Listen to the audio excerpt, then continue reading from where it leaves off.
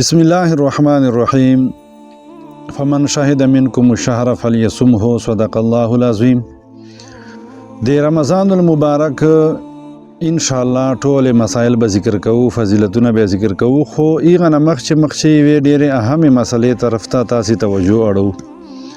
عام مسله دا ده چې عام طور باندې په موږ علاقو چې رمضان مبارک روزه اکثر مخته له حکومت نه پکار خدا دا چې سړی ګورنمنت سره په دې چې موافقت وکړي، خو چونکې شهادتونه راشي بیا اعلانونه وشي روزې ول، بیا بعضې خلک وایي سعودیه روزه وه موږ به روزه کوو، بعضې وایي چې بیا حکومت نسته دا موږ نه کوو، بعضې وایي یاره شهادت پېښ روزه به وکړو. دې په باره چې به څه کوو موږ، ځکه چې شهادت کول داسې چې آسان کار نه ده.